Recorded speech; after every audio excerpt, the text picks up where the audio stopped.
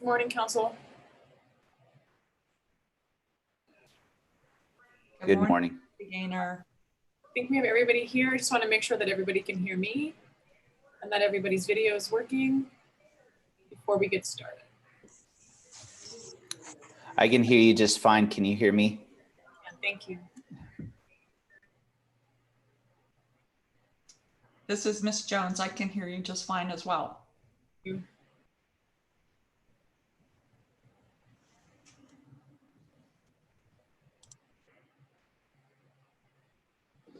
You can hear us. This is just checking to see that you can hear us. Yes, we can.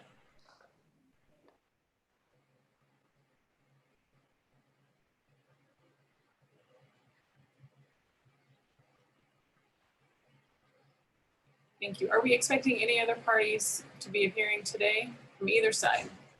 I just want to make sure that I haven't excluded anybody that should be here, but I think it looks like we have everybody. None from plaintiff side. Thank you.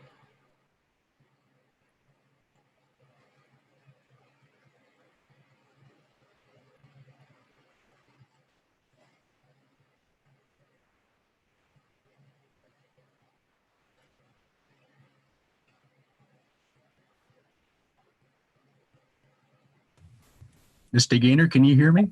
Yes, now we can. Oh, thank you. This is Robert Whitney. I'm also present. Thank you. Thank you.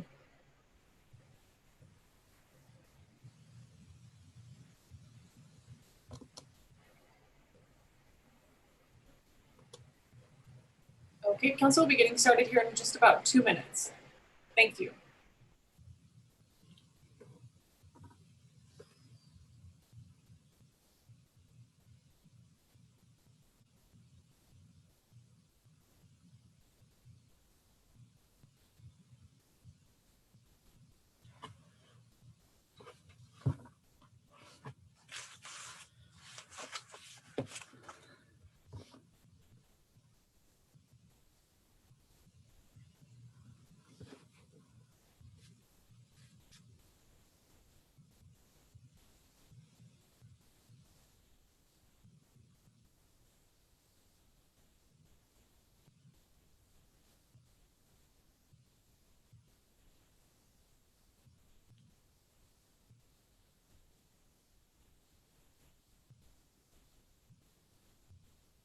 Another last minute call upstairs. Yeah, court. Sorry, man. No worries. Oh, they did call you? Yeah.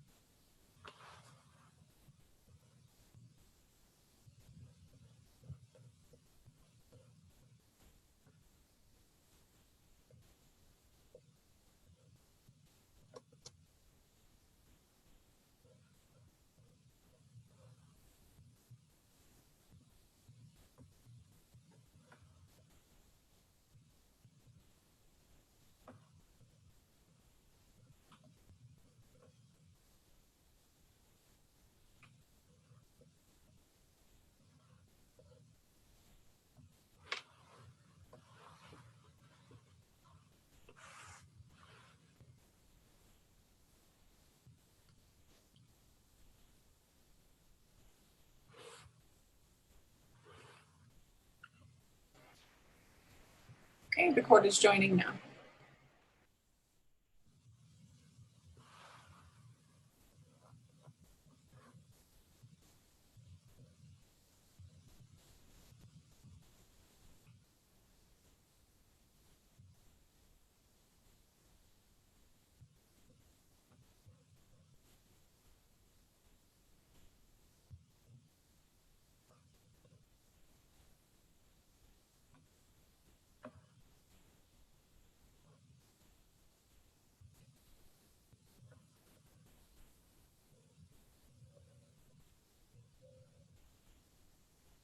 right, good morning, everyone. Apologize for the slight delay. There have been a host of filings here in the last few, business hours, and the court was attempting to at least get a thumbnail familiarity with what was filed so we could have a discussion with a level of understanding of the court with what has recently been filed. But we'll get to that in more detail shortly. We are on the record in the case of Amethyst Payne versus Detr. The case number is civil 20-755. As with our prior hearings, we are communicating through simultaneous audiovisual means as anticipated and allowed specifically by Nevada Supreme Court Rule Subpart 9 and administrative orders of Nevada's Second Judicial District Court.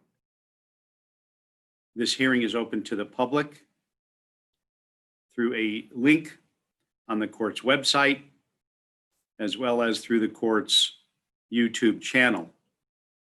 I am Judge Breslow, physically located here in Washoe County, Nevada. At this time, I ask Ms. DeGaynor to please identify herself on the record as the court clerk and indicate where she is joining us from. Ms. DeGaynor. Amanda DeGaynor, court clerk, located in Washoe County, Nevada. Thank you. And then the court's certified shorthand reporter, please, Ms. Zinn. Isolde Zinn, Washoe County, Nevada. Thank you, Ms. Zinn. Let's turn now to the special master appointed by the court, Mr. Guanasso. Yes, good morning, Your Honor. Jason Guanasso for the record, calling from Skagit County, Washington. Well, we can hear you loud and clear all the way from the great state of Washington. Plaintiff counsel, beginning please with Ms. Jones. Good morning, Your Honor. Leah Jones calling from Washoe County, Nevada. Thank you. Mr. Thierman.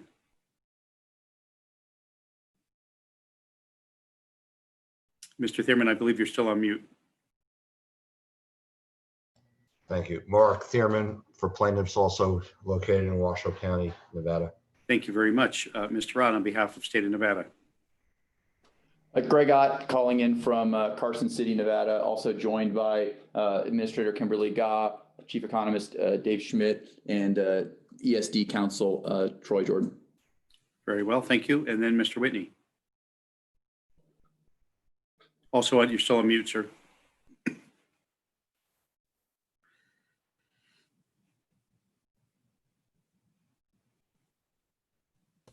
I apologize for that, Your Honor. And this is Robert Whitney calling in from North Las Vegas and Clark County, Nevada. Thank you. Thank you very much. All right, well, let's get right to it. We all readily recall the status of last week's hearing and the resulting order. The order directed certain actions to be taken by Detr with a deadline of this past Tuesday, 2 days ago, and then indicated as well that a follow-up hearing would occur today, both to gauge compliance with the order, as well as to go over other issues that remained as identified in the order with respect to the UI-PUA dichotomy, the first filer issue, the retroactivity issue, things like that. I've seen, although I haven't reviewed thoroughly, and I'm not prepared to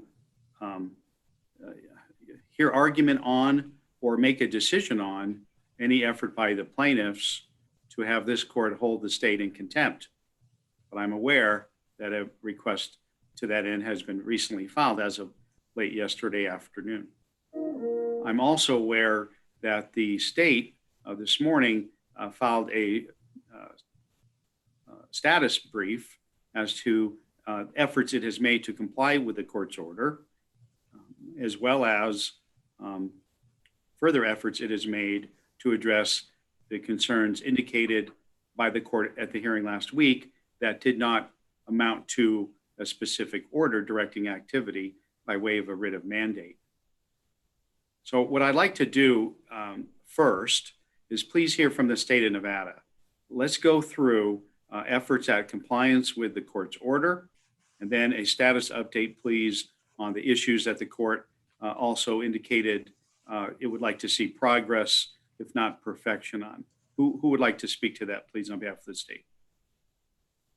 I'll speak to it, Your Honor, and appreciate the direction with regard to how you would like to receive the argument or the status update. I will go through these in the order that you directed and you laid them out. I want the court to keep in mind that with regard to the three categories and really with regard to all the claims, some of the solutions and some of the efforts that you have put in or that have been undertaken in the past week are not going to bear fruit in a week or 2 weeks. They are longer term solutions.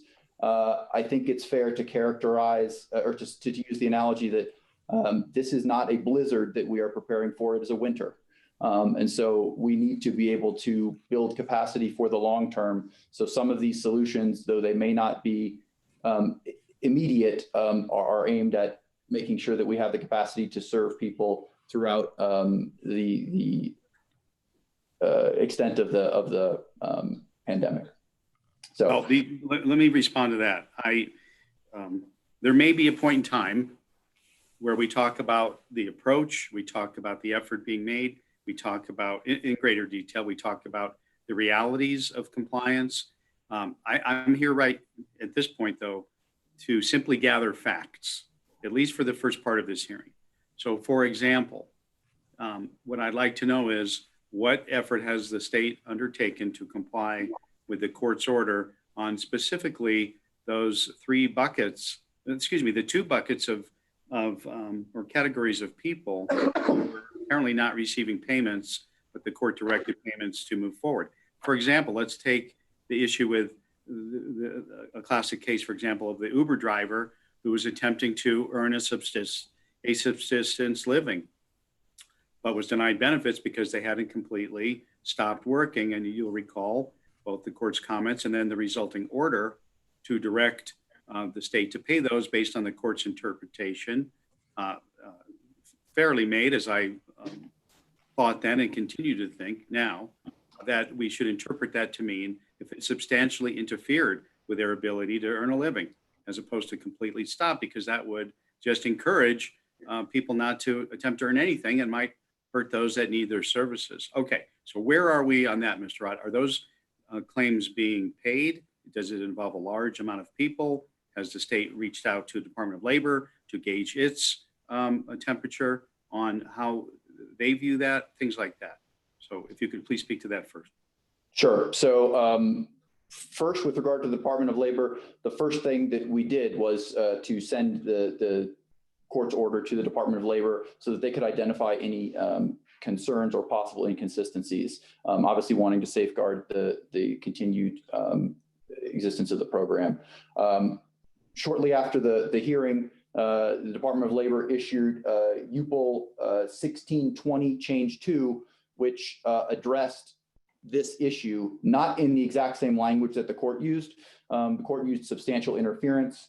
The DOL talked about a diminution. So the language is not identical, but after conversations with DOL, they believe that the intent of the court and the intent of DOL are the same, which is not to punish someone who has continued to work, but at a reduced level, assuming, of course, that they are monetarily eligible. Well, I consider that great news, that the Department of Labor, in the court's estimation, is proactively and correctly viewing it in a way to not penalize people who are trying to continue to earn something. All right. So as a result of getting that feedback from the Department of Labor and review and consideration of the court's order, Mr. Ott, how close is the state now to fully complying with that piece of the court's order? The state is in compliance with that piece of the court's order. They have reviewed all of the claims that would have been denied for this, that would fall under this category. There have not been claims that have been denied for this category. And there have in fact been claims paid where there has been a diminution. So the claims have been reviewed and there are no longer any individuals who are not being paid who solely on the substantial interference or significant diminution of work. All right, hold the thought for a minute, Mr. Thierman or Ms. Jones, before we move to the next bucket of claimants. Does the plaintiff agree, disagree, or somewhere in the middle on the representation of Mr. Ott that people are now being paid or have been paid that would otherwise fall in this group? Well, this is Mark Thierman for plaintiffs. From what I can tell from the report and the declaration, is that the people who have been denied or we thought denied because they were working part-time rather than full-time, their earnings part-time exceeded the amounts they are allowed to earn anyway. And therefore that was now or was then maybe the real reason for denial. And I have no data to support or deny that, but I assume that Detr's telling the truth. You know, if we get into discovery on that category, it looks like to me that if that is true, and if seems to me that the regulations may be counterintuitive, but if that's what the regulations say, then that's what the regulations say, and I don't fault Detr for following it. So Okay. I guess we reluctantly but agree, subject to verification of the underlying facts. But it seems to me that that category is a non-category as of now. All right. So, and you mentioned a report and affidavit. Do you mean what the state just recently filed? Yes, Your Honor. And I should say, just for the record, because I know there are a lot of people watching this, and my constituency or my people, my potential class members, putative class members, I'm taking the position that both Detr and the plaintiffs are at least agreed on the idea that we want to see the most benefits paid legally, consistent with regulations to the most people. How we view those regulations, as I said before, is a little bit different, but assuming that they're telling the truth on this, yes, we can see that this has been done. All right. Well, let me put a finer. Go ahead, Ms. Jones. Sorry to interrupt. I just want to preface our questions here, and perhaps Detr can explain this, is when they say all the people have been paid that are eligible under that program, that does it or does it not include people that are still in the appeal process? Because although, as Mr. Thierman said, it may be correct that these people earned more wages than they would be able to and be entitled to the UI benefit amount. But if they have some argument about that, such as, you know, you didn't use my right 1099, or I'm the quarter that I provided wasn't right. I just want to make sure that those people aren't lumped in to the people that Detr is saying, okay, we've paid all these people, because anybody that has an appeal right now is not being paid. And so I don't want the court or the attorneys or the people watching to be confused when Detr throws out these numbers saying X amount of people have been paid, when that may be true, but that doesn't mean that there's not another group that has a significant number of people that may have appeal rights and that are trying to appeal now that Detr has finally set up the appeal process. Well, Ms. Jones, let me respond this way. And with respect to this hearing, as with the other ones, we will be a little bit less formal because the court is trying as best it can to gather information it can use to properly make decisions consistent with the law. And so because a lot of you have significant information gap with the court, I welcome being educated on this from multiple directions. But I want to clarify something. This is not a business meeting right now. This is a court hearing to determine whether, at least preliminarily, Detr's complying with the court order. If so, great. If not, why not? And if the court determines that there's a non-compliance, the court may set it for a hearing on what penalties, if any, should be imposed. But with respect to the singular issue that we started out with, which is that group of claimants who were denied because they did not completely suspend operations as viewed by the state. Suspend equals stop. And I directed a different approach to that. Specifically, suspend meant substantial interference. As subjective as a standard as that is, it's something more than a tiny bit, and it's less than complete shutdown. It's substantial interference. The state indicated that they double-checked the court's math with the Department of Labor. I've got a decision from the Department of Labor, if not completely aligned, parallel or consistent with the court order, and they are moving forward to pay those claims at this level.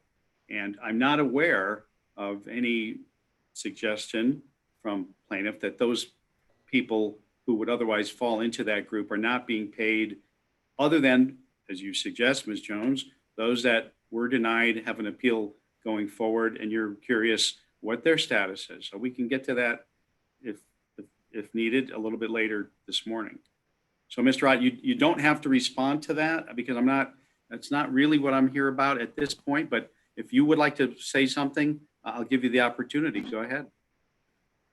I did want to say one further point. It was a point that Department of Labor raised on a phone call with them about the court's order. They did not respond in writing, but we did have an opportunity to have a conversation with them.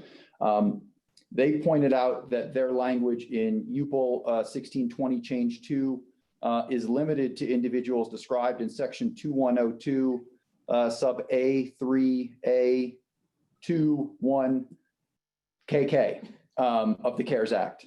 And that is in our brief. And I bring that to the court's attention because they were concerned that the language used in the court order might be broader than what they had intended in the UPL. And I just want to make sure that the court is aware of any conflicts that DOL has identified. So not asking for anything, I just wanted to put that on the record. Well, let me respond to that. So, the court order is clear. If you're seeking to avoid total and complete compliance with the court order, there better be a request in writing as to why the court should allow slightly disparate treatment.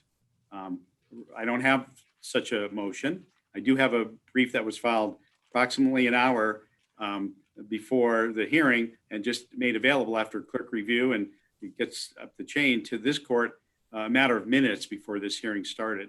But my point being that absent a further order of the court or either in writing or on the record, I'll expect from the state of Nevada complete compliance with court order.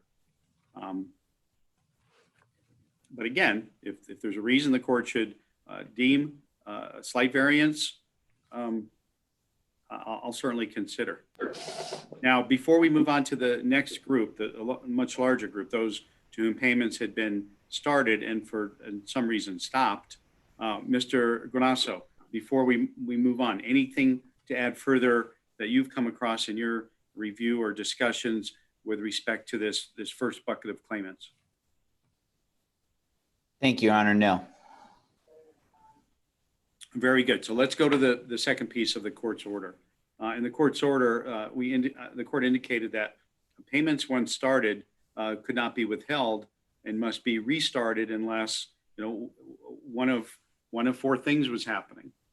The applicant had not filed the weekly claim, which is a prerequisite, or number two, the applicant had earnings in excess of that for which benefits would otherwise be available. Or number three, the state had, not just a mere sense of or sniff of possible fraud, but something more than that, something solid, something that arises to, clear and convincing evidence, which is generally the fraud standard in civil law. And so if the state, had that, or strongly suspected that, or had a reasonable basis to believe that such existed, then payments could stop once started. And then finally, the court said, or number 4, not and, Mr. Thierman, but or number 4, until such time as the applicant is afforded an opportunity to be heard. Now, the reason the court made that portion of its ruling is because the court was relying on the United States Supreme Court case Java, and then in a different context, but the principles of which still apply. And then from the court's fair reading of Department of Labor guidance thereafter, the court extrapolated from that and found that unless the state could demonstrate that someone fell into one of these 4 possible exceptions, then payments ought not to be stopped. And if they were stopped, they needed to restart. So I'm just looking quickly at the brief that was filed this morning by the state. Mr. Ott, if not you, who can address where we are on that and what the continuing issues are? Certainly, Your Honor. I'll speak to that as well. First job was to identify the list of individuals who had payments stopped to them. That number was identified as 30,647 for all reasons.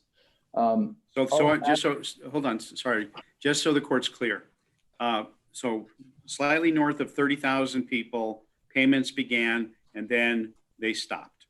Is that right? Correct, yes. All right, please continue. Okay, so of those 30,000, those with excess earnings or no weekly claim, that was 7,407. Of the 30. Correct. Right, so the state had a right to stop those payments. Correct. All right, continue. Okay, the next group is claims with fraud flags. And so that is 22,387. So again, payments started, the state became alerted of possible fraud issue and payments were stopped. All right, but of that subset, how many did the state have more than just a flag, but evidence that arose to a level at the heightened standard that the court suggested? So there's a number of different flags that can issue for fraud. And we're talking about 22,000 claims, so we're talking about broad categories. Yes. So what Detr did to try to best comply with the court's order as quickly as possible was to evaluate which claims could be released. Now, it's possible for a claimant to have multiple flags. So you could have multiple IP addresses, you could be out of the country, you could have a social security number with multiple filings. There could be multiple different issues going on that would prevent payment. So the release of a category may not necessarily result in a payment of a claim if there is a other more serious category. So Detr identified 2 categories of large batches of claimants that did not, or of flags that did not meet the clear and convincing standard related to 2-party authentication. One group had over 8,000 claims being held for it, and the other one had 6,000 claims being held for it. And these are not mutually exclusive, so there's overlap there. And I think if I read the court's mind, what you'll be most interested in is how many of these releases actually resulted in someone moving towards payment status. And we believe that the amount of people that will be released to payment as a result of this is around 3,000. Well, let me hit the pause button again. Well, that's certainly demonstrating a level of progress. Why were they not released to start the process for payment earlier this week? So Administrator Gah can give more detail on this. In order to determine whether the clear and convincing standard is met, sampling had to be done within the individual groups to make sure that if we take a sample of 20 people, we don't get 10 people who are fraudulent. So that was one issue. Administrator Gah, if you have anything to add. Well, what I'm hearing, I'll hear from her in a moment, but Mr. Rott, what I'm hearing is it took more time. It took more time to go through and identify those that had the flags, then identify those where the flag could come off, and then identify those that payments could be restarted, and then do a level of sampling to make sure that there's some quality control. And that all didn't happen by Tuesday. Now, Administrator Gah, you're still under oath. Do you understand that, ma'am? Yes, Your Honor. All right, thank you. Would you please speak to that issue? Because obviously, I'm pleased that you're moving forward. I'm pleased that you're attempting to comply with the court order. I'm not asking for any disclosure of any type of confidential or proprietary efforts the state is undertaking to identify fraud and to stop the bad guys from obtaining benefits that the law doesn't provide for them. But what I want to make sure is that I've got earnest attempts to comply with the court order. So if you would, please, ma'am, speak to that in relation to this particular issue. Yes, Your Honor. The way you described the process in order to define the group that was the least likely fraudulent and then do the analysis on that is exactly as you described. We had to find the universe, separate it out based on the number of fraud flags, separate out those that had higher significance or weight of indication of fraud, and so on. And it took a number of days and a complement of staff to do that analysis. We also used every tool that we had available to make sure we captured the entire group and triple checked numbers several times to make sure we weren't leaving people out of those groups. So we did our best to try to make sure we captured everybody. And then we've already requested from our vendor to do an en masse, essentially a release, which is done through a operation change request. And that is already in process. That process takes several days to accomplish before it gets to a payment status. So it's a technical complexity and lift in order to move large groups in the thousands of people to a pay status. So we've been working closely with the vendor as well as the staff analysis to quickly identify as quickly as we could those that we could release. The others that remain held do have significant indicators on them and multiple indicators on them. We continue to do additional analysis on other groups as we try to sieve it down. And we're actively working on that every day. And we will continue as we find them and can validate to the best of our ability that they aren't fraudulent to release those in batches as we come across them. We're pretty confident that there are fewer and fewer as we go. All right, thank you for that overview. Let me ask you this then. As to those several thousand people that are now going to receive payment, that payment is being directed to them, when can they expect to actually get payments in their account or otherwise receive, I'm not sure if debit cards are being sent or electronic deposits or however they're being paid the benefits. When should they expect to get them?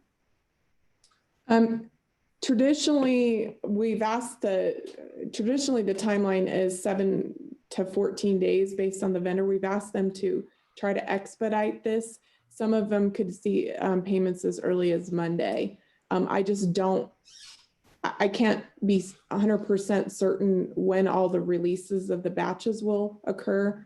It depends on the technology and how it pushes out, because they have to do a lot of back end work in the system in order to execute this, that Detr staff then go in and validate the files to move it to the bank and so on and so forth. So it's a several day process, but the earliest possible date, I believe, would be Monday because banking, they don't have a banking file that goes on the weekend. All right, let's talk again, Mr. Ott. Thank you, Ms. Gott. Mr. Ott, let's talk again about the larger than the bucket of still people caught up in the fraud review. Now, just so we're clear, the court intended that if people are being prevented from receiving benefits because of fraud concerns, and as you've explained it, Mr. Ott, it can be because of one issue, it can be because of several overlapping issues, and that have to be peeled away before a determination is made that somebody has a valid claim. But what the court's expecting is that you need more. Again, I'm repeating myself, but you need more than just a sense. You need more than just a whisper or a light concern. I'm directing the order contemplated that you need something more. You need more than just some evidence. You need more than just some concern. You need, solid evidence that approaches a fraud standard. Now, I realize that takes time to develop, and I realize there are a lot of applicants, and I realize there are a lot of concern. And we talked at the last hearing, and I'm aware the court can take judicial notice, again, of other states and the concerns and the experiences they are having with fraud. But nevertheless, people await their funds. And I'd really like to see that bucket go from possibly 3,000 or more to a greater amount as soon as you can free that group up. So Mr. Ott or Ms. Gah, who can speak to how we can move forward to make that happen more quickly? Your Honor, this is Kimberly Gah. I'm not certain that there's a large group left within the fraud flagged bucket that is not fraudulent. We are working directly with our Attorney General, local law enforcement, Secret Service, FBI, and the Office of the Inspector General, as well as the National Integrity Center, and working through the flags that they've identified. And many of these flags that have been placed on these claims have been reported by these entities. This is not just Detr saying we believe that this information is suspicious. It's getting reported to us by law enforcement as well. So I want to assure the court that we are taking the order seriously, that we need more than just a whisper of a suspicion, that it's absolutely, these things are being reported by banking institutions and the cadre of the law enforcement community. And we take that information from them and look at the groups of claims that have been identified. And many of these claims have been reported by multiple law enforcement entities and the National Integrity Center. It's not just a one-off situation. I assure you that that's not the case. All right, thank you. Mr. Thierman or Ms. Jones, would you like to respond with your sense of things at this point? Yes, Your Honor. I don't know if I'm allowed to put up the report itself that defendant Detr filed on page 5 of 12, and if I can, I'll well, I'm there right now. Okay. I'm there right now. And I'm having a little trouble understanding because maybe it's just me, or maybe it seems to say, in an effort to expedite the payment status, the maximum amount of the remaining Well, 22,000. speak slowly because this is being reported. Okay. Maybe can I screen share it, or is that possible? Or not? If you can do so, I don't prohibit it. Okay. Well, I'm trying share. Okay. So, is it working? And do you see it? Or I not? do. Okay. Yes. So from here down to here, on page 5, rather than read it, it looks to me, what it seems to be saying is that there were 3,000 claims of fraud investigated and none met your standard. And I can't tell from this exactly how many people are in that fraud bucket. But I do know that the supplemental or the earlier, I think it was 2015 memo from DOL says that in cases of fraud, predetermination cases, not post, pre, you're supposed to call the plaintiff or call the claimant, ask for their explanation, and then make a judgment, which I believe was never done on any of them. And that's the DOL's recommendation. Again, Java, I don't think the DOL has abandoned Java, nor can it. And I think that this, to the extent there are other buckets, or there are other people in this bucket, unless there are specific, this is what Your Honor was saying, rather than statistical, but specific to that person, claims of fraud, that there are at least predetermination, asked what's going on and given a chance to explain. Post-determination, it should be the usual process of, a hearing. They have to be paid. And what this seems to be saying is we have a 0%, and I could be reading this wrong, of 3,000 that are actually fraud. But because we've been using these other databases, which brings into effect that whole other statute, which requires these kind of notices and specifically says you cannot make an adverse determination based on these other databases without confronting or giving it a chance to explain. They are still holding up something. We don't know how much because of fraud. Well, hold on. Let me tell you my takeaway from reading this page and hearing Administrator Ga and Counsel Ott. And that is that they went back and looked, and indeed about 3,000, that's on line 6, 3,000 that had been held up, they now have realized do not meet the court standard and are available now to be paid. That's so good. 3,000, it says ESD has located over 3,000 claims that were stopped for review for possible fraudulent filings. These claims were reviewed and it has been determined that these do not appear to be fraudulent. Detr has requested that the vendor release these for immediate payment at the earliest possible time. And as Administrator Ga just said, earliest possible time means as fast as they can get the vendor to release the payment to this large of a sub bucket of group of claimants, which it's moving forward. Hopefully some will be paid as early as Monday, but it could take as much as 10 to 14 days from the go launch signal was given. But, so that's at least for those 3,000. Right, but how much, I can't tell from this how many were not paid. Well, bigger than 3,000, that's for sure. And those are the ones that the court's understanding the administrator to say that there are multiple indicia of possible fraud and they are being held up for those reasons and consistent with the court's order. Unless Administrator Guy misunderstood you. Well, to me, it's not consistent with the court order because there are no specifics as these people, nor did they file the provisions of the DOL 01-16 that says you've got to call these people first and get their side of the explanation. All they did is go back to their databases and say, yep, I got two flags, two probably explainable flags. And therefore, statistically speaking, these are probably fraudulent. Instead of saying, well, how come you have an IP address outside Nevada? Or how come you have, you don't have a two-party authenticating of the phone? And when you went into that last time, the phone could be cut off. The IP address could be a VPN, and lots of reasons, but nobody's asking.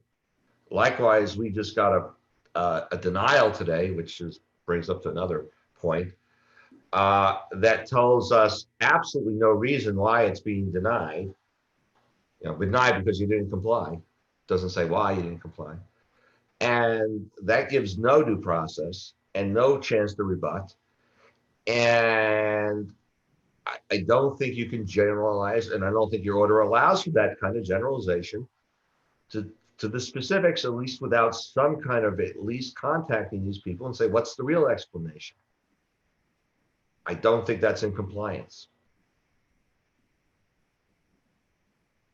And that's not due process. We don't do statistical sampling and say, well, 1 out of 5 of you is guilty, so we just take 20% and send them to jail. I mean, I made a joke about Minority Report, the Tom Cruise movie, but it's basically that's the mentality. That's not due process. Yes. I've seen that movie. Oh, good. Well, Mr. Ott, how would you respond? Because of course, as we drill down here, the court's pleased that the funds are being released to the 3,000 or so as promptly as the state can do so, contacting its vendor and directing payments to be made. But as to those that still have the flawed indicia, what exactly, please, is the state doing to give the claimants an opportunity to explain away the red flags that are stopping their benefits from being received? So, and excuse me 1 second, Mr. Thierman, if you could please yes. Go out of screen share mode. Thank you, Mr. Ott. So to give more details on exactly the fraud process that the verification, I think Administrator Gott can speak to that. I don't have any idea what email or other item Mr. Thierman was relaying. That's not before the court and completely unable to respond to that. But as to your question, Your Honor, I think Administrator Gott can speak briefly as to the normal fraud process without, of course, divulging anything that would tip off the bad guys. Right. And again, I'm interested in how do people have a chance to be heard and respond to the red flags that may be holding up their payments. Administrator Gott, what steps could they expect to be asked to take at this point? We've been working with the vendor on an e-messaging mechanism because the PUA system in particular is an all online system. We expect that functionality to be available by next week, and people should be receiving, it could be as early as tomorrow. Again, it's a timing issue with them deploying code and so on and so forth, but we're sending messaging out to individuals where if we need verification documents, for example, if you say you're this person, give us these 5 pieces of information or whatever to verify that. We are in the process of doing that now with the vendor, and it's also included in my declaration that we were already doing that or trying to get that functionality live before the last hearing, and it should be coming to fruition over the weekend. And we expect that messaging to be going out in batches again before sometime next week. So there will be messaging instructing people to do certain things in order to try to comply, to say, here's your opportunity to tell us these are the things we don't have, we can't verify, we can't validate, please provide it. So there is a process in place. All right, let me ask Ms. Jones her thoughts on that issue. Ms. Jones. Thank you, Your Honor. Before, I don't want to interrupt the flow of your questioning, but specific to what Ms. Gah was just speaking about, we've had hundreds of emails from people that are concerned that they have received a communication saying, please send the front and back of my social security card, the front and back of your driver's license, your birth certificate, a utility bill, and all of your employee data for 2019. People are already getting that communication. So it sounds like to me that Ms. Gah has said that that communication has not gone out. And so people are afraid to re-upload information that they've uploaded 3 or 4 times and have sent screenshots showing that it has been uploaded 3 or 4 times. And a Lorica supervisor has confirmed that they have received the uploads. And yet these people are now being asked, almost 20,000 of them, to possibly upload all those documents again. That's a scary, scary thing. And secondly, she said that it's an all online process. Mr. Weinkoop, our plaintiff, was told by Detr that he should not use his computer because it was pinging out of state. He is broke, he was hospitalized, he sold his computer, he has a cell phone only that is about to be turned off because he hasn't been paid for 4 months. What are people that are unable to access the online information system to do? They're not getting a snail mail letter. They're not getting anything that says this is a Detr official correspondence. My question, I guess, is how can people provide Detr with the information when they're so afraid at this point that they've already provided it? They've provided it for 18 weeks now, and now it's going to be another 6 to 8 weeks from what Ms. Goss said in her town hall with Representative Lee yesterday before that process is complete. I know that there's claimants out there that are wondering those same questions.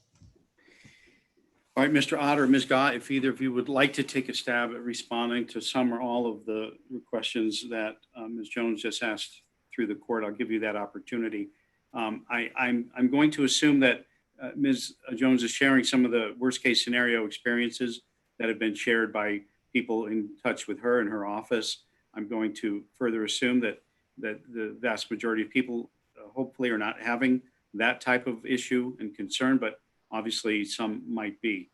Would anyone like to respond to that from the state? Ms. Gott or Mr. Ott? So what Administrator Gah was speaking about was the ability to have this bulk functionality of communications and requests. Prior requests that have been sent out have had to been done individually. When we talk about process improvement and the ability to expedite the process, that ability to communicate with multiple claimants and large groups of claimants at the same time is the improvement that we were addressing. Okay, Ms. Guy, any further response to what you just heard, ma'am?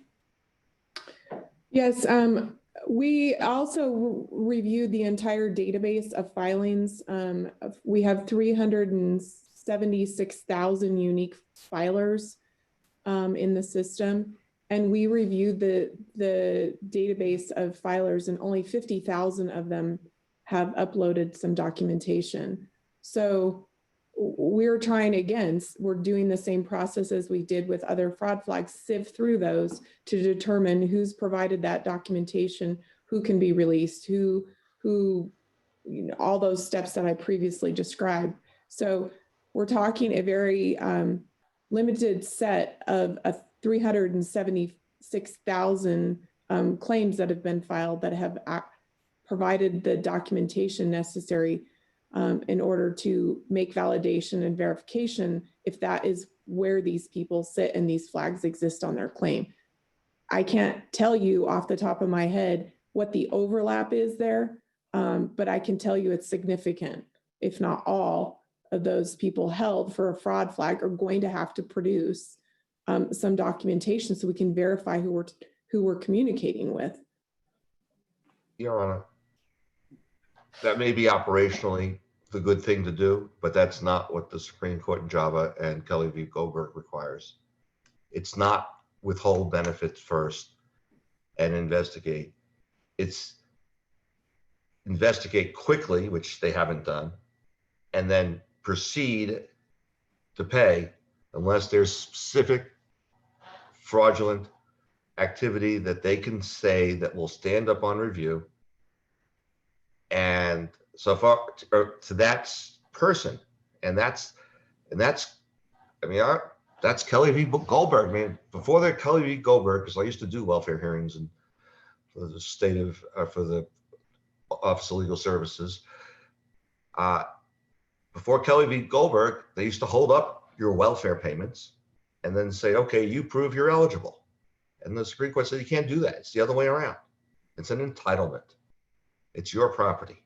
And that's exactly what Java says. So this is a legal issue. I'm not going to criticize or argue with the statistical thing, but at least what I'm hearing is there are 20,000 people who they have not paid because of this, and they've put the cart before the horse legally. And I think at least we should get that clarified. Mr. Guanasso, what are you hearing on that issue? Yes, Your Honor. Thank you. Couple of points in the declaration of Ms. Gaw that preceded the last hearing. She had said that there were 100,000 claims that were flagged for fraud. And so if I understand what's being represented to the court today, 22,000 of those were then evaluated, and 3,000 of those were cleared. And so that means that roughly 3% of that universe have been addressed in accordance with the court's order. And I think the difficulty is that they're trying to resolve these fraud flags with code and software because they don't have human beings, to go through these claim by claim to verify that they're dealing with a real person versus a person who's committing fraud. And so trying to understand these numbers, Your Honor, at least from my seat, has one been like trying to, nail Jello to the wall, with a nail, because the fraud flags that are being imposed by the system, there's, at least from my seat, it's not a coherent rationale. Now, if you were to sit down with the department in a confidential meeting and talk to them about their fraud investigations in a way that wouldn't make public, their process for flagging some of these claims as fraud, it might illuminate, why there's some delay.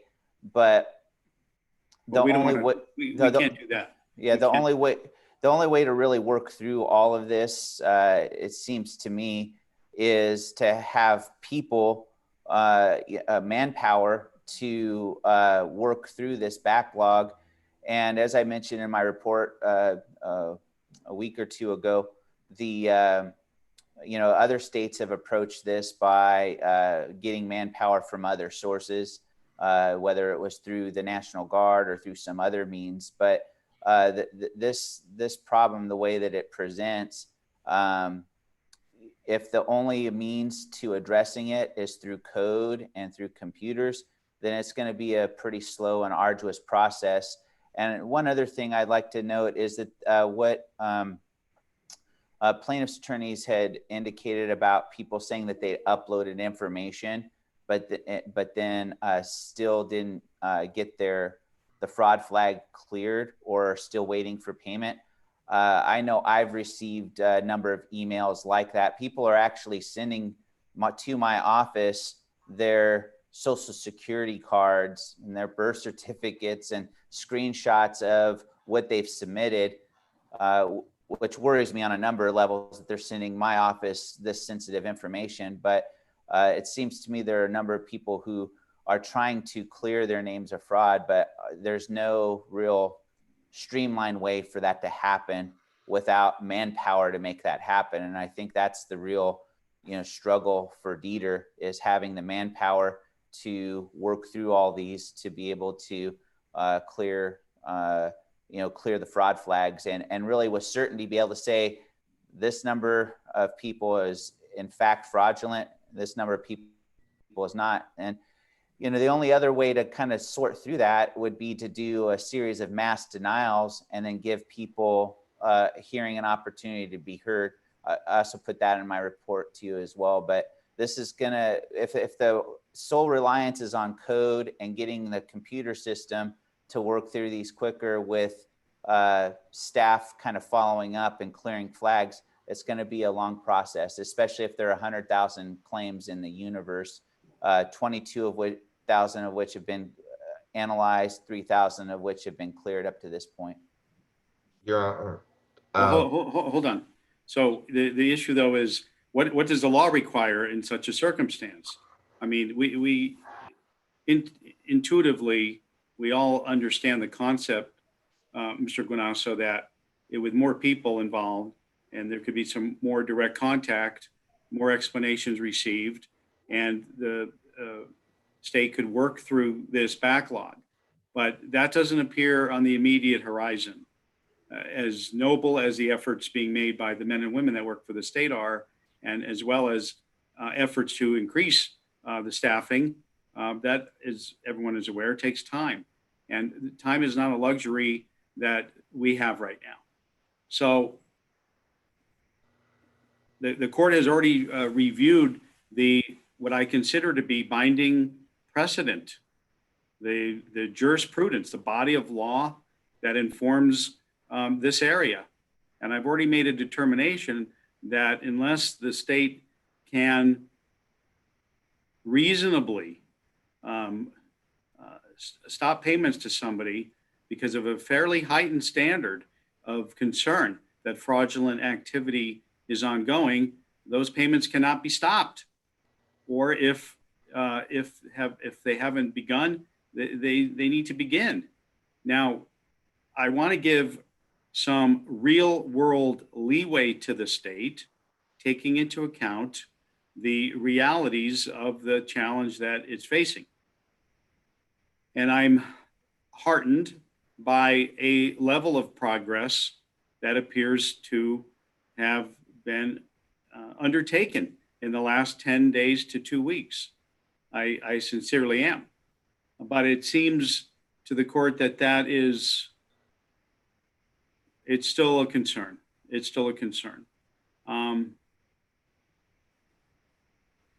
One thing the court is contemplating at this point is to direct Mr. Guanasso to review with the state exactly how they are making a determination that an application bears so many markers, so many red flags or indicia of potential fraud that the payments ought not to be restarted, and then report back to the court, not with specifics as to what the state is basing the decision on, but whether good faith efforts are being made to make that determination. And then the court can decide what to do. But right now I have the administrator telling the court that many different areas of government and law enforcement are collaboratively working to prevent fraudulent benefits from being paid. The court understands and appreciates that and is glad that those efforts are being undertaken. The concern, though, is that so many people are being captured in this dragnet that people who desperately need income for their personal and family survival are being caught up unwittingly. And so $3,000 to be paid promptly, that's good. But as I've said before, right now, good is not just a baseline, it's fairly unacceptable. So let me think about that here a little bit more, and we'll likely come back to it shortly.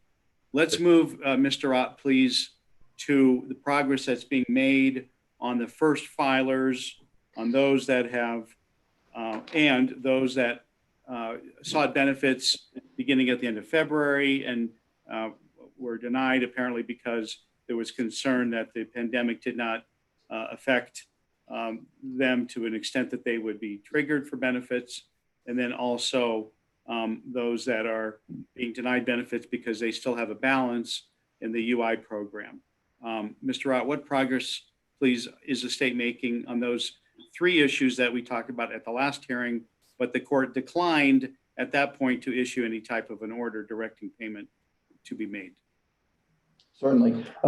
So I will start with what we think of as the UI PUA backlog. And in thinking about how to resolve this, we identified 4 possible things that could be done to resolve this. The first is expressly prohibited by the by DOL, which would be to pay before eligibility has been determined. This court will not order that, and for several reasons. One, I don't think that's justified, and two, this court doesn't want to do anything to put the state in harm's way to have this program's benefits for all those that are currently being paid or will shortly be paid, to have them pulled. So that's not an option for the court. What are the other three? So the other three would be to expedite the process by bringing in more resources. The court referenced this earlier. There are efforts in place to do that. Specifically, there's 25 new positions that are being brought on immediately that has been previously approved by IFC and the GFO. So those 25 people will need to be backgrounded and trained, but they will come in to immediately assist on the unemployment side. Additionally, Administrator Gah is submitting a work plan for another 200 positions, subject to approval again of IFC and the GFO. But those would also be dedicated to unemployment side only. That is a work plan like this would normally take a year to implement. Our aim is to get it done in 3 months. Not immediate, but when you're bringing on these sorts of resources, things take some time. Additionally, on the PUA side of things, there is an effort to bring in, as you know, PUA is handled by an outside vendor. So there is an effort to bring in another vendor to assist with the call center and the adjudication on the PUA side. So we're working on standing up that contract to bring additional capacity on that side as well, trying to get that brought on as soon as possible. Again, once that comes on, there will still need to be a train up period to get them up to the point where they can be of assistance. But when we're talking about building out the capacity, those are things that are happening on the PUA side and on the unemployment side. Okay, what's the third option? So the third would be to expedite eligibility determinations, because as I understand it, the court is concerned about the amount of time people have to wait to have these determinations. So in communications with the existing vendor, we and Mr. Gah touched on it briefly, the ability to issue mass communications and mass denials of applications with crossover eligibility. There is an ability that is forthcoming in the next several days to issue these sort of bulk determinations and bulk denials of PUA claims with UI eligibility. So that will allow them to understand they have potential UI eligibility and will need to go through that process. The estimation is about 75,000 claims would be covered by that. Those are PUA filers with possible UI eligibility. So that will expedite the process, not necessarily in a way that gets those people paid, but tells them they need to go to UI to get that determined first. That's the third one. Yep. What's the last one? So the fourth one is process improvement. And I kind of leaned on Special Master Guanasso and his staff. And again, thanks to him for being available even while he's in Washington and out of state. We asked him for a sample of some of the people that had reached out to him that were in this UI PUA loop to see if there was anything we could glean from that that would improve our process. He sent us over a number of claims. We took the first 11 in a bulk document that he had sent to try to analyze those to see what their status was. So of those 11, 2 were being paid now in unemployment, 5 were being paid in PUA, 3 have possible unemployment eligibility, but we're waiting on additional documents from them. And 1 has possible unemployment eligibility and is waiting adjudication on our side. Okay, hold that thought. Mr. Guanasso, is that consistent then with what you believe the outcome is or will be with those 11? Yes, Your Honor, we provided the information to Detr so they could work through them individually as a sample size or a sample group that would maybe help them identify how they might be able to fix similarly situated claims. Yes. So for example, these 11, for each of the 11, there are dozens, hundreds, maybe thousands behind those people that have similar type circumstances, which if Detr takes a look at how it resolved or addressed these particular 11, that might be informative of how they address all the hundreds or thousands standing behind them. Is that fair?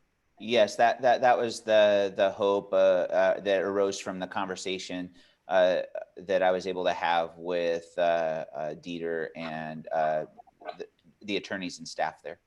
So, Mr. Rod, I guess the question is, was Detr able to, to learn anything that it did not already know, or approach things now differently than it already was by virtue of this random sample that can help improve operations and move things faster?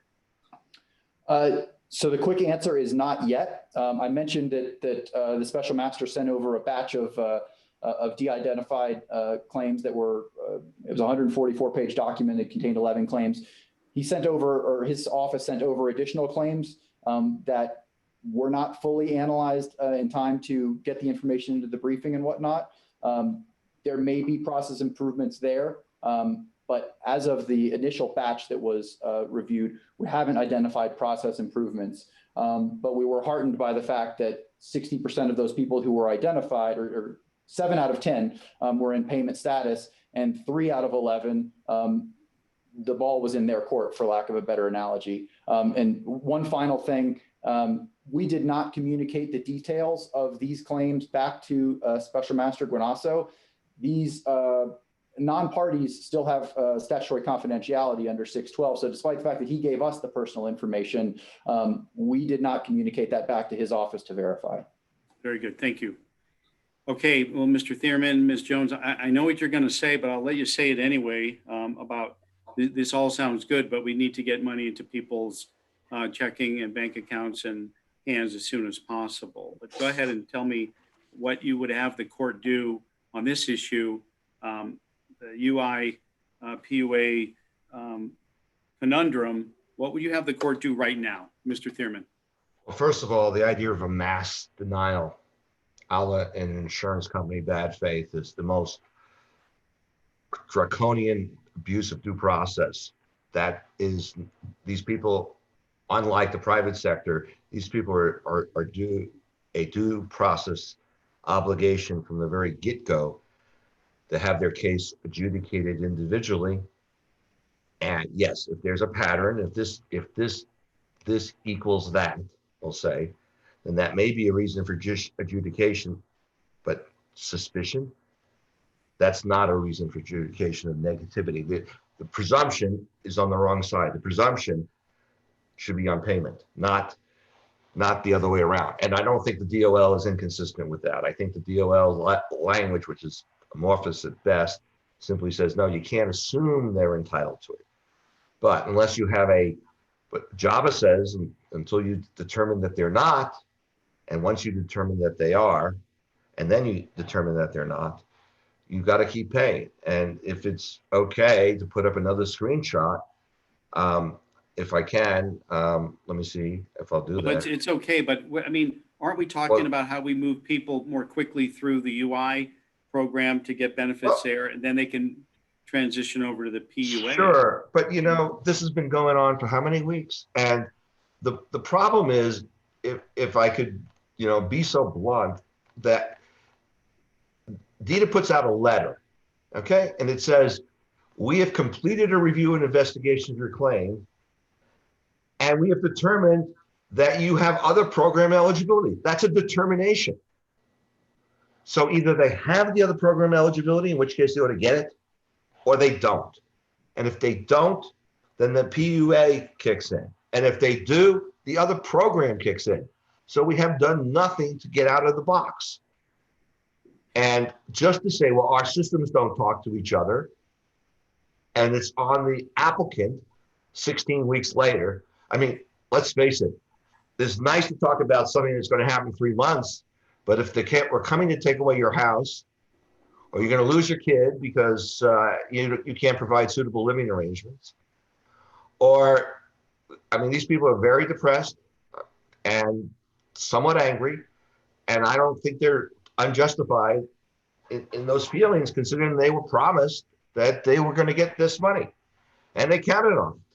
So when they say that they have other program eligibility in writing, then they ought to pay them under that other program, and at least the $600 for the FPUC, which kicks in on either program.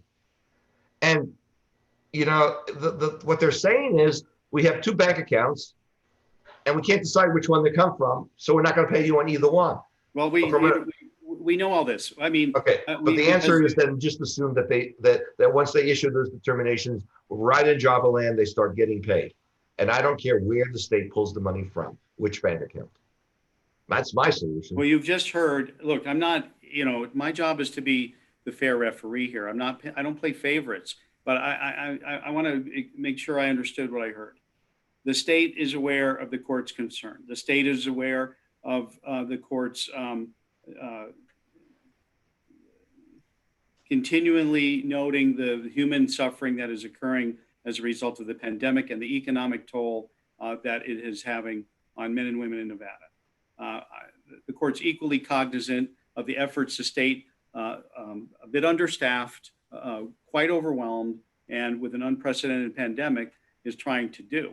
Now, by this hearing, I want to know the level of compliance with the court order, and I'm expecting as close to full compliance as we can get. And I want to see some serious progress toward moving claimants through the system. And so really, that's the goal of this hearing. Now, I want to, among everything else, I want to make sure I hear this directly from Mr. Ott and or Administrator Gah. But once people are cleared for payment under the programs available, to the extent they've had to wait, they will get back paid for all amounts they were due from the time that the law says the payments should have begun. Mr. Ott, is that a fair statement? Yes, Your Honor, it is a fair statement.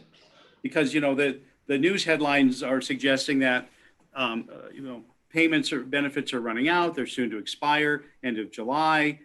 Congress is arm wrestling over what the new benefit package or extension will look like. And I want to make sure that people who hear what we're doing in this case understand that to the extent payments are to be made lawfully to them under one or more of these programs, they are to get all that is coming to them, not merely just from that period of time they start payments being made forward. I don't know how it can make that representation. I mean, I know the federal government, if you got a budget for a year, you got it for the year. And if you don't spend it, you lose it. So I don't know what the next fiscal year will bring. Well, this is not the area that I am often in, but I'm assuming that Attorney Ott, Attorney Whitney, or Administrator Gah can assure those listening that there are funds that are already earmarked for or possibly in the possession of the state of Nevada that can be used to bring all these payments current to those to whom they're due. Am I mistaken, Mr. Ott or Mr. Whitney? No, Your Honor, you're not mistaken. And just to clarify, even though the FPUC program may be set for sunset, that doesn't prevent someone who is approved after that from getting the FPUC for the time that it was. Okay, so that's key here. That's key to the court's concern, because for anybody whose payments are being held up, who is later determined that payments ought to have been made or will be made, they are to get all the money that the law otherwise provided for them. So that's, I know, a concern of many people. Well, I think it still is. I mean, I don't see a DOL memo. I don't see an administrative memo from the federal government saying, don't worry, you can claim this next year. And I just have an opinion from a state official who can't opine for what the federal government is or what isn't going to fund. And I frankly find that, given the history, there's good reason to doubt the predictive abilities of the state on this issue. But whatever, nobody can afford to wait anyway. I mean, one of the key factors here, we keep going around and around, is they say they haven't made a determination and their letter says they have. That's key. They have made a determination. Otherwise, why send out these kind of letters? So they're stopped. They say in their own letter they made a determination. We'll hold them to it. That's what Java says. Not, oh, we made a determination, but we really haven't. That's doublespeak. Your Honor, Administrator Gah can speak to the contents of the letter in a little bit more detail. If Mr. Thierman wants a representation from the federal government, he's going to have to ask the federal government. There's nothing we can do there. But she can speak to the contents of the letter. Let me hear from, please, Administrator Gah, if you'd like to speak on that. So there's two different programs we're talking about. We're talking about standard unemployment insurance and pandemic unemployment assistance. The program eligibility criteria for both programs are different. And when we issue the letter saying that somebody has other program eligibility per the CARES Act and per the guidance from DOL on the coordination of program payment, eligibility for UI is the predominant program, and pandemic unemployment and then state extended benefits. So it's very specific that says if somebody has monetary eligibility for standard unemployment, they must go through that eligibility process and be paid out of that program first. Well, we've covered this ground before. So the question is, how do we get people paid from the one or the other as they desperately await benefits? So the 76 or 75,000 that we were estimating, those are people that applied for PUA and have UI monetary eligibility. So we are sending them messaging, telling them that they have this eligibility and they must apply under UI in accordance with the law. We will be then processing them through the UI eligibility process. Right now on standard UI, we're hovering around the 90 percentile. Those eligible for UI benefits are being paid at about a 90%. That is consistent with pre-pandemic payment level. So prior to the pandemic, if you looked at what we were paying people on any given day, it was about 90% of those eligible in like January. So we're already there in UI. So we realize that this is a bulk of people that will be sent to UI to determine eligibility, but we don't have a way to skip that process. That's the federal requirement, and that's our only remedy. So we are adding staff. Yeah, well, we need to move them. When I say we, the concern of the court is they need to be moved through much more quickly. And I've heard the efforts that are being made to get more people there, more bodies, more concerned Nevadans to help people through the UI claim process. But there is it seems to the court, an enormous group of people that need to get through UI as required before they can access the pandemic unemployment assistance programs. Mr. Thierman, how is that a violation of the court order? How is that something that a writ of mandate could cure? Yes. What remedy from the judiciary do you want when the law is clear that these people have to get through their UI first? Your Honor, first of all, it's not contemptible because it's not covered by the mandate of the mandate. It's covered by the let's explore what we can do to make this better portion of your order. And the simple answer is when they've made a determination, and it says in writing, we have determined. Okay, and this is not a monetary eligibility. This is the letter is entitled, if I can get up here, Pandemic Unemployment Disqualification Determination. It's a determination letter. It's an eligibility determination. When it says we have determined that you are not eligible because you are eligible for something else, then what's the point of going through the process of something else? I mean, it should be rubber stamp. In fact, what they're saying is we've determined that we can't determine. Otherwise, what does that mean? I mean, the judicial answer is you should extend your order to cover those people who are not only paid, but who have issued determination letters that they are eligible. And that's what Java did. I mean, I don't know if the people in Java were ever paid. I mean, they talk about the payment stream and that was cut off, but we don't know really if there was in fact a payment stream. It doesn't really matter. The payment stream is a ministerial act. That comes from the controller's office, not from Detr's. And when they say, oh, 90% of the people eligible, but they've already ruled out the people who are not eligible. And 90% of the people who are eligible getting paid is kind of bad. You should get 100% of people eligible. That's what eligibility means. So, you know, unless they're dead or they don't meet the looking for work criteria that's futuristic and not retrospective, I don't understand why it isn't 100%. But of the claimants, how many are getting paid? So what they're doing is kicking the can down the road, and on the pretext that you can't get PUA because you're eligible for UI. Well, if you're eligible for UI, it's a tautology. If you're eligible for UI, then get UI. I don't know what you are applying for. Now, if you're not eligible for UI, then don't put it in the letter that you are and don't deny PUA. So I think the answer to your Honor's question is simple.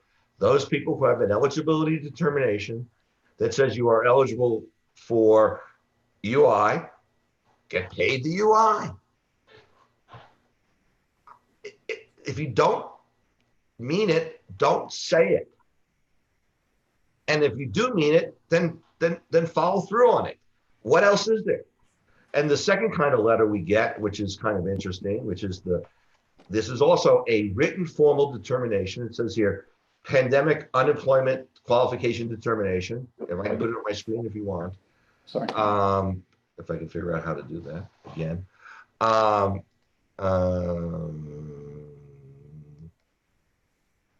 think that's it. Is that it? Yeah. It says, we've convened a review and we've determined your claim is approved. Hold on, Mr. Thurman, that we didn't get a screen. Oh, did I not do this right? I'm sorry. That's all right. It says you're sharing. Is it not doing it? No, not for the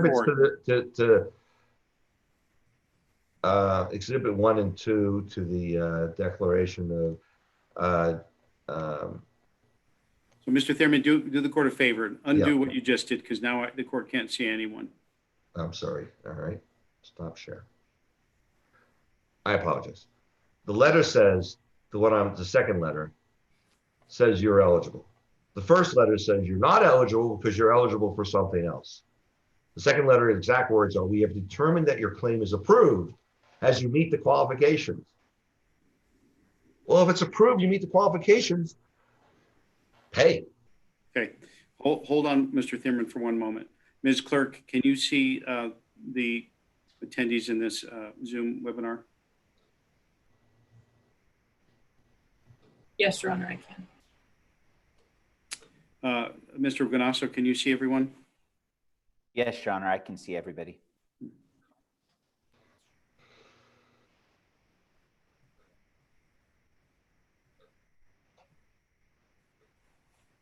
Okay, you're back. Okay. Mr. Thurman, your frustration is palpable. The people that have not been paid, their voices have been heard. But you asked a question. But the question was, with respect to the role of the judiciary here, to order the state to do something it's not doing, to interpret the law in a way the state may have not been interpreting it, to order the state to stop doing something that it is doing. I still want to know, if you were writing the order of mandate on this issue, how would it read? And then I'm going to ask Mr. Ott and Mr. Ganasso to discuss their view. All right. So if I could, let's see if I can find your Because order. let me put this in context. The two biggest buckets of people that are not being paid right now, and that's not to minimize the people that are in some of the other buckets, but the two largest buckets right now are those that have been flagged for fraud and those that are being directed to process their claim through the standard UI program before becoming eligible for the pandemic benefits. So these are the two that grab the most people who allege that they've been denied benefits the law entitles them to. So with that in mind, Mr. Thurman, how would you write the order of mandate if the court were inclined to go that way? All right, so let's go to your own order previously issued. We can jump through the findings of fact and all that, go to the order itself. It says, all right, the first order says, once payments have started, first thing, and I would add, or a determination of eligibility has been approved or issued. Okay. A written determination, if you want to I mean, obviously mechanically, it's easier to enforce. A written determination of eligibility in any program, I don't care if it's UI or PUC or whatever. And I just add that phrase in, and then all of a sudden these 75,000 people get swept in with the first bunch, which, 5 to 7 days, they're going to start cutting checks for, hopefully. Mr. Rott, what's your position, please? So we've talked previously about how the letters that he's described are not determinations of eligibility. So if you did as he just drafted, that would not affect the people that he is asking you to impact. Just to clarify the issue here, there could be a person who has gone on the dark web and bought an identity in another country, and that identity may have wages that would render that person eligible for unemployment. That bad actor in another country could file for PUA, and the first denial they would get would say you have monetary eligibility in UI because that's the first check.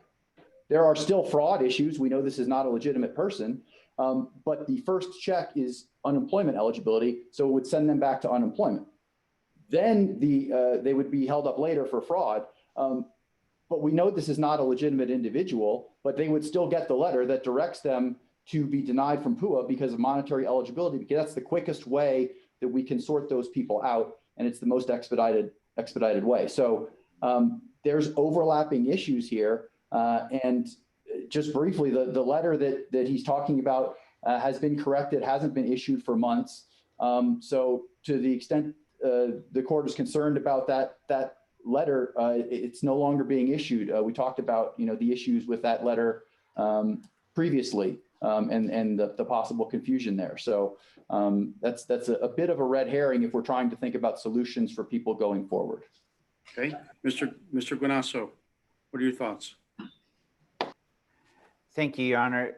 I think the thing that strikes me listening to this conversation and being a part of this process the last several weeks is that everyone has the same shared goal. The department and the plaintiffs all want eligible applicants to receive benefits. And this court wants all eligible applicants to receive benefits. What I believe the court has attempted to do in its previous order and is looking for help with now is how to get eligible people the benefits that are due them. And the process right now of the point and the counterpoint that you're hearing isn't really moving the ball down the field to the ultimate goal. And well, you heard Administrator Gah explain some of the ways that things that are in the works to move the ball down the field. Is that not encouraging? No, the progress that has been made is encouraging, Your Honor. I just think that it would appear to me that having the plaintiffs and the defendants working on these, sharing information real time, so that these issues as they're arising, and I know the plaintiffs are getting emails every 30 seconds because I'm getting emails every 30 seconds, it appears, and I'm getting my phones are ringing, every 2 minutes with an applicant who has, a story that you've likely already heard or read about in the pleadings and or my report. People are coming to my office asking for relief and help. Friends and family and even people that cut my hair are asking for help. And so unless the plaintiffs and the department are working together to identify these issues as we're talking about them now and working together for the shared goal of getting people paid, the court is going to be somewhat of a blunt instrument in accomplishing what everybody wants to accomplish. It would just seem to me, and I think I mentioned this to you before, Your Honor, that getting the parties to talk and work together toward that shared goal would be, another appropriate step in this process that has already yielded results, but there's still a lot of people that are clearly suffering. If my phone, if the phone calls I've gotten and all the emails I've gotten are any indication, and they've been overwhelming, such that I'm having to set up another system in my office to deal with that. And if I know the good people at Detr, like I believe I do, and have gotten to know them better over the last several weeks, I know they want to get benefits to eligible folks, and I know the plaintiffs want eligible people to get paid. Then having some process going forward where maybe we're filing less motions and doing more work, to get folks paid would be an appropriate next step, so that we can work out a lot of these bottlenecks that we've already identified previously and new ones that seem to be emerging, because as one thing gets fixed, it seems like it creates a different kind of a problem that's nuanced to the code that they're implementing or the new process that they're implementing. So those would be my thoughts for now on those issues, Your Honor, because I think your question was if I were if Mr. Thurman were to give you an order, what would that look like? And I don't know that there's an order that you could issue over and above what you've done now, other than just ordering everybody get paid and we work things out later, that would speed up this process. So absent that kind of an order, then having the parties really worked together to resolve these issues, so that we're able to work through the backlogs and the different pools would seem to be the appropriate next step. Wise counsel. All right, before we make some determinations here, let's just go through the other areas that I asked for an update on for purposes of this hearing. Mr. Ott, so I'm looking at the court's order, page 9, line 14, beg your pardon, line 16, what steps Detr has made to move the first filers to the front of the line, so to speak. And then finally, item C on line 17, the retroactivity issue with respect to people who sought benefits for a period of time that really started on leap year day, February 29 through March 5. So what's the status of those, please? So with regard to the first filers, there's a chart attached to our filing that talks about a total of 67,580 claims fall under the definition of from May 16 through May 24. Of those, 48,093 have currently been paid. Of the remaining unclaimed or unpaid claims, there's about 2,000 that have not filed weekly claims. So that takes that number down to about 18,000. Hold on one second. So if they're listening, if you're one of those 2,000 that otherwise meet the criteria required to get benefits, make sure you file weekly, right? I mean, if anyone's listening to this hearing and is wondering why their payments stopped, that's the reason. All right. So what about the other 16 or 17,000? So about 8,000 of those have unemployment eligibility.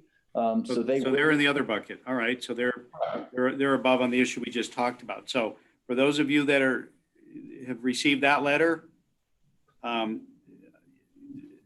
course, without regard to what the court is going to do right now, there's a level of continuing, and I'm not suggesting people have failed, but continuing personal responsibility to do what you're asked to do. And I understand many of you listening will take the position that you've done that and it's been unsuccessful, and you've done it again and it's been unsuccessful another time. But I can tell you that the state has indicated to the court that they're putting more resources on this as quickly as they can do so. And then, so what are the other thousands of people, Mr. Rott?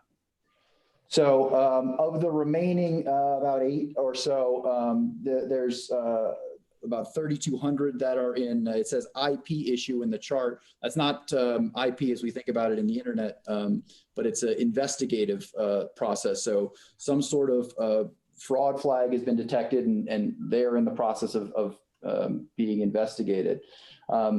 The other 2 categories are other outstanding issues and no details, which, as I understand it, are a bit of a catch-all, which incorporates a number of different issues. And we can probably speak with administrator or with someone else here to get a little bit more detail on those specifics. Well, I guess for purposes of this hearing, I don't need to know that. What I'm hearing, though, is of that first filer bucket, those 83,000 plus or minus, if I have that number right, from the first 67. How many? 67,000. Beg your pardon. Of those 67,000 that filed in the first week or so, right? 80% or more are already being paid. Several thousand have to go through UI first. Several of them have sort of special handling instructions for one reason or the other. And that gets us down to, a number that's just maybe a couple thousand people. Does that sound right, Mr. Ott? Yeah, I think 80% is high. I think it's in the low 70s as far as percentage paid, but otherwise I think that's an accurate summation. Okay. Administrator Geiser, is there anything you'd like to add to what Mr. Ott just said before I hear from Mr. Thierman or Ms. Jones as to why they believe that that's still unacceptable? No, Your Honor, that's the what Mr. Ott outlined is exactly where everybody is sitting right now. Okay. I would say that the individuals that do have UI eligibility are going to be receiving messaging to file an UI or have already received that messaging. All right. And again, going back to our last hearing, the state recognized, I recall, that there were issues with first filers. There was a glitch in the system, and they were put to the side, I guess, while others who filed later were moved ahead of them. But unless I'm misremembering it, but it seems to the court that progress is being made there, and benefits are being paid. Mr. Thierman, do you view it differently, and if so, why? Sure. I mean, from what I hear, 3,000 more people got paid out of 69,000 people. That's what I hear. Approximate. So that 25% who aren't being paid, that's good enough. I don't think that's good enough. I don't think that's what the statute requires. And I don't think when you tell someone they're eligible, that's not an eligibility determination. I'm sorry, that's what the words say. And most of the people who you're going to hear from, because I'm going to hear from them, going to tell me they uploaded everything UI wanted, and UI either is sitting on it or has denied them. And they even uploaded the denial back to the PUA and still haven't gotten paid. So we haven't, I don't think, sufficiently advanced the ball, or I'll put it this way, I want to advance it further. And 3,000 or 10,000 out of 40,000 being paid leaves 30,000 unpaid, and that's wrong. And if the whole UI thing is a charade where we give them a letter saying they're covered by UI, but we don't mean it, and that's a denial of due process. I mean, they're supposed to make a decision relatively quick. In Java, they called the other side up, because I used to practice a lot in California, and someone comes in and makes a claim. They call the employer up. If he doesn't answer, Bing, the employee wins. If he does answer, they ask a few questions, then they make a determination. Here, they do none of that. They get an application and they sit on it. And then after a while, they say, oh, well, we'll kick it over here. Or, oh, we have these indicia of fraud generally, so we're just going to stop. Just because you can't presume somebody who's eligible doesn't mean that once they apply and you can't find anything wrong with it, that somehow that we have to prove they're eligible. And that's what they're doing. They're putting the shoe on the wrong foot. So I don't know if we're getting further advanced or we're just getting around and around. And by the way, this ongoing thing, I don't know what the program is going to be here tomorrow, but even if it is, new applicants, most of the people have applied. So I want to get these people on the payroll or on the benefit roll. And if Detr turns around and says, well, we actually did discover fraud, fine, arrest them. Or actually, they're really not qualified because, well, actually, the only other excuse is because they're covered by UI, but they're not really covered by UI, in which case they should be covered by PUA. I mean, I don't know where that circle gets us in terms of getting their money back. I've already explained that. So and these other reasons. So we're not going to have any more, not because of pandemic or not determinations. Okay, great. If that's what's going to happen. I don't know. I just am extremely frustrated. You asked what language I would put in, and I said you can rely on the written language of Detr itself, and Detr says no, you can't. Okay. Last issue was with respect to the people who were seeking benefits for impairment of their ability to work or earn an income COVID-related that predated the first confirmed case in Nevada. Mr. Rott, what progress are we making on that, please? So I just want to be clear, to make sure that there's no misunderstanding. There was never a unilateral decision to deny people prior to the first date in Nevada. There was I think that was used as an example of something that could be suspicious because if you don't have the disease present in Nevada, it's questionable, not impossible, but questionable that you would be impacted by it prior to. But that was never a blanket denial. So I want to make sure that that's clear. Okay, it's very clear. Thank you. Second thing that is clear is unlike the first filers, this is a moving target because people continue to file claiming eligibility in February. Per earlier conversation, if they're found eligible, that's fine. But the number of people filing for February weekly claims continues to grow even this week and in the immediate weeks previously. Having said that, there is a chart showing the amount of claims that have been paid, it goes week by week, but for the week of February 8th, it's about 35%, February 15th, about 35%, February 22nd, also about 35%, February 29th, also 35%. So the rate of those claims in February is lower than the claims that are after February, but those individuals are still getting paid when they are determined to be eligible. Mr. Thierman. Is that Exhibit 4 we're talking about?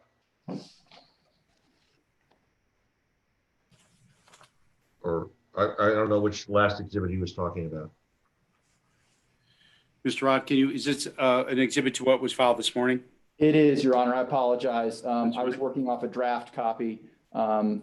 So I believe it is page 3 to the data exhibit. Which is? Let me confirm.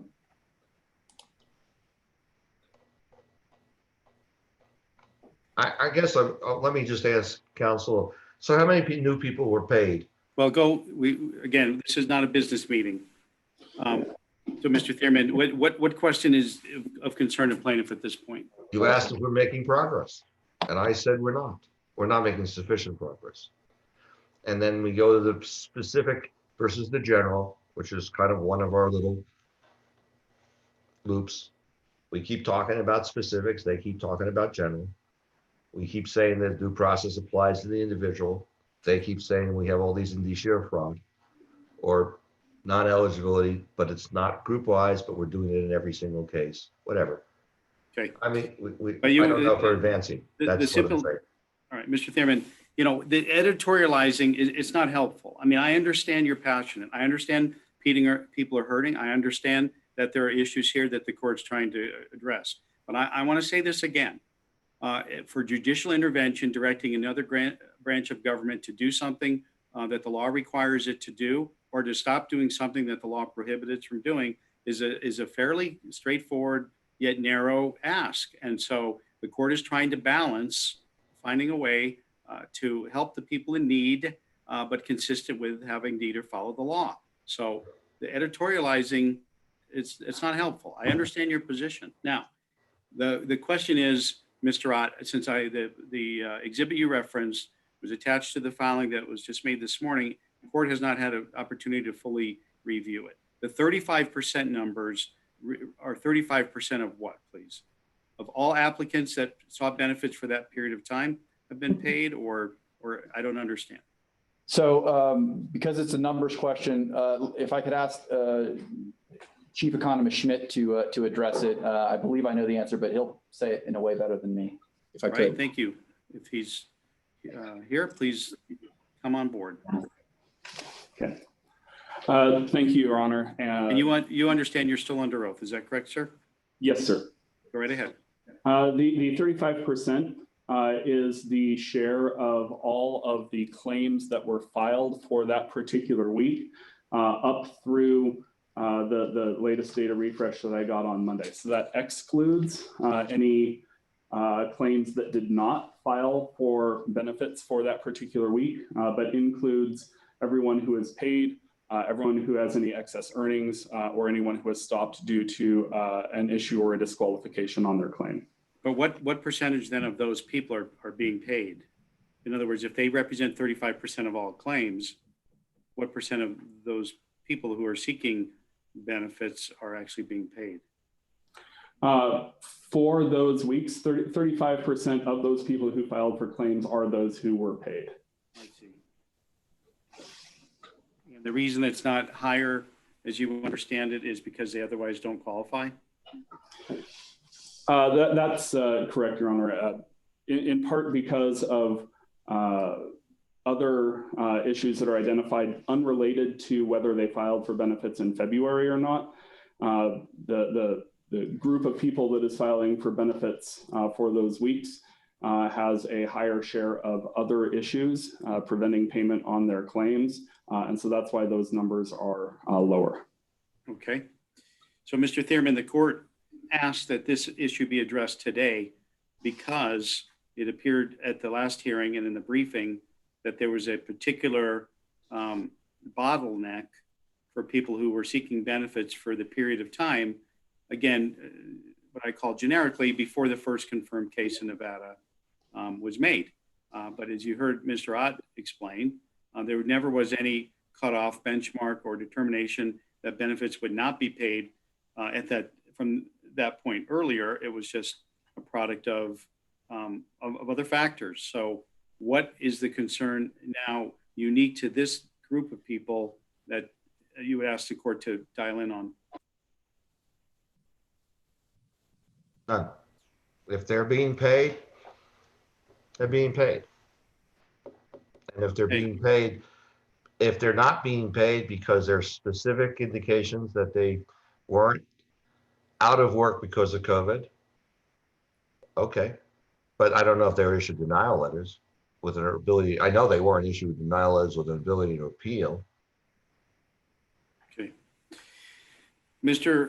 Guanasso, let me circle back to you. With respect to the idea that an approach the court might take to move forward with some of the issues the court has previously ordered and to work through the issues the court is still contemplating, what would be the best way to use you as a resource as a go-between with the parties here, in your estimation? Thank you, Your Honor.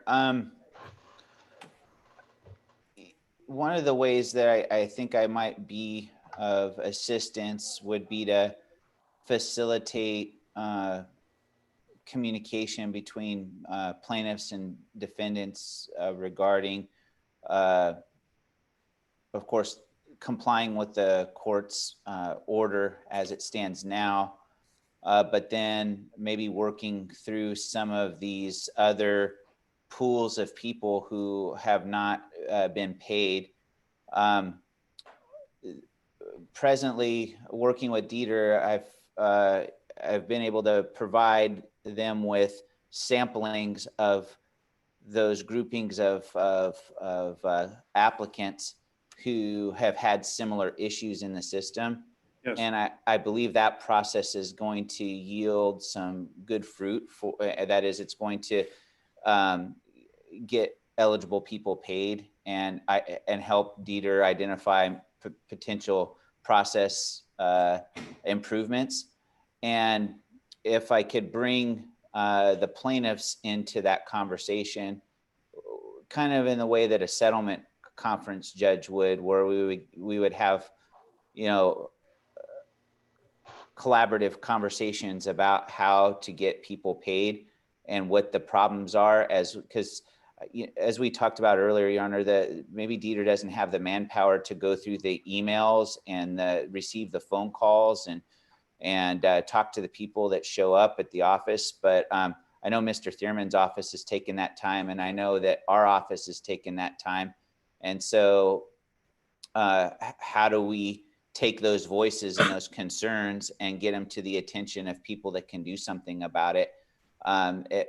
It might be a process that's similar to how you manage settlement conferences, but on an ongoing basis, where I'm able to work with Mr. Ott and Mr. Thierman in his office to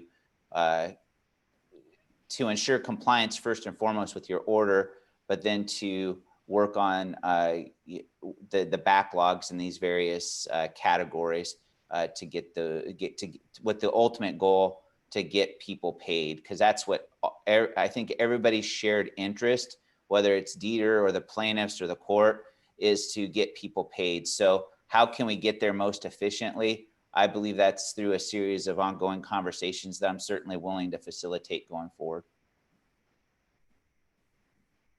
I want to remind both plaintiff and defense that at this point, the court intends to allocate to each side 1/2 of the special master's and staff professional time, subject to further consideration after motion, response, reply, and a hearing.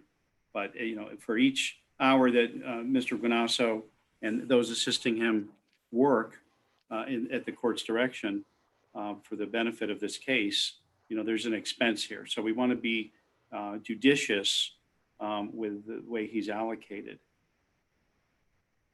Here's where we are, all right? Because this hearing's coming to a close shortly. Here's where we are.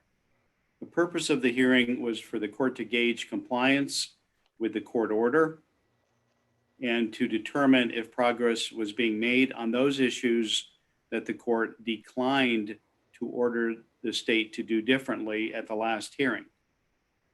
Understanding, of course, that the court could change its mind, and because the denial of the writ of mandate request on those other issues was without prejudice to renew later if good cause existed. At this point, I'm not in a position, let me state that another way. At this point, the court's not convinced that the court needs to amend its prior order or otherwise revisit the prior determination. The court is somewhat encouraged with the state's progress, both in its adherence to the court order and the effort it's made on the other issues that the court had and continues to have concern about. The court is encouraged to learn that additional resources, both human resources and technology advancement resources, are being deployed to work through the problems. The court continues to be concerned that the progress, however, under the circumstances that people find themselves in here in Nevada, are moving too slowly. whether that concern arises to the level that the court finds that Detr is abusing its discretion or otherwise is failing to comply with its obligations under the law. We're not there yet on these other issues, but they're still in play. As a result, the court's going to make two orders now. The first is that when Mr. Guanasso, I don't know, Mr. Guanasso, if you are currently out of town on business, pleasure, or a mix, but as soon as your time allows, I'm directing you to work with both sides. If you determine it works best to go as act as an intermediary, great. If it's best to go sort of back and forth, also great. But to work and see where some of the inefficiencies lie, where the greatest degree of tactical change of approach might lead to better results, or otherwise assist the court in making a determination whether Detr continues to make best efforts to comply with the court order and make progress on those other issues. I would like you to undertake this over the next 2 weeks to file a supplemental report with respect to progress being made, if any, compliance with court order, to what extent. At the conclusion of this 2 weeks, and we'll have another hearing in this matter in middle August. If the court is convinced at that time that the progress is not being made or it's being made too slowly, the court will again reconsider whether to modify its currently existing writ of mandate or issue a second writ of mandate. Likewise, if the court is concerned that there is a willful failure to follow the prior court order, after this hearing in middle August, I will set an order to show cause hearing why the state of Nevada should not be held in contempt or otherwise sanctioned. That is the least appealing approach to the court. The court wants to avoid that hearing because the facts that would justify that hearing would exist. I want to avoid that at all costs. The alternative is much preferable to all involved. But remember, Mr. Guanasso is just one person, even assisted by his staff.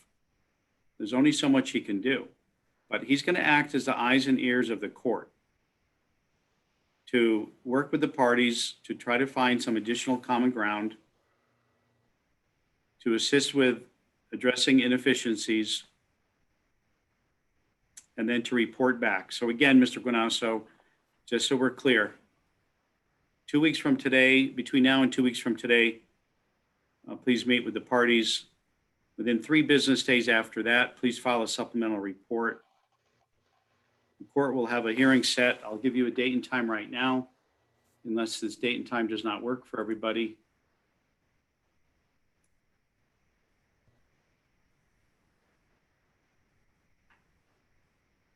Court would like to have this hearing Thursday, August 20, beginning at 9:30 in the morning. We'll have the benefit of Mr. Guanasso working with the sides for 2 weeks. We'll have the benefit of the supplemental report. With respect to the motion that was just filed, Mr. Thierman, by your office last night, asking the court to deem the state in contempt, court will hold that in abeyance, as it will as well hold the state's obligation to respond in writing. With respect to the plaintiff responding to the supplemental briefing filed by the state this morning, the court will hold that in abeyance. Plaintiff need not respond in writing. If there's going to be a concern that there's willful violation of a court order, that will be a hearing that is set when we meet on August 20. We'll pick a time that works for everyone. You'll have a half a day and I'll allow additional briefing and evidence, and there'll be a full-on hearing. But I'm not contemplating that for the August 20. August 20 at 9:30 in the morning will be another status hearing after Mr. Guanasso has worked his magic.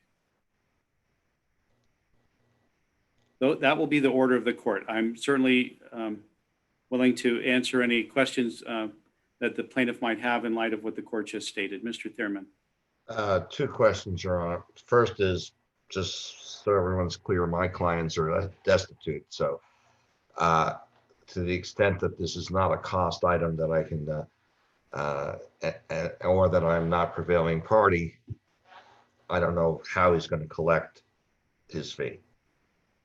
Well, here's my response to that. The court has authority pursuant to the statute and the rule to allocate the fees and costs of the special master in a way the court finds fair, just, and equitable. But the default browser is each side shares, and that's where we are now. Now, if you're trying to telegraph that, expect a motion, it wouldn't shock me if one's filed, but I certainly wouldn't presume to rule on it in advance. Mr. Rod, what's the second question, Mr. Thurman? Yeah, the second question is, as long as we're inching along, are we doing discovery or are we just waiting for these reports to flow out? So to keep the cost of the process down, to allow Detr to utilize its resources to adjudicate and pay claims, I prefer the efforts be expended to that end as opposed to depositions, document requests, production, things of that nature. That's not to say those won't be in play after this August 20 hearing, but from now until then, I'd rather stay at the litigation in that regard. Fair enough. I mean, that.